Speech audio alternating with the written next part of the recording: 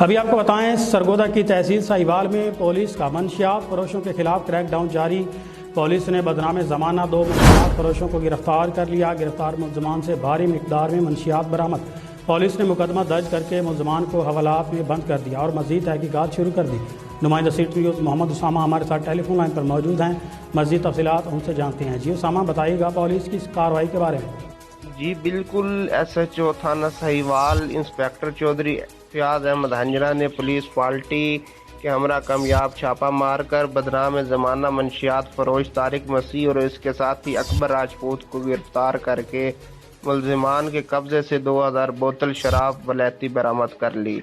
طارق مسیح سے 1100 بوتل جبکہ اکبر سے 900 بوتل شراب برآمد کی گئی۔ ملزم عرصہ دراز سے ساہیوال اور گرد و نواح میں شراب کا دھندا کر رہے تھے۔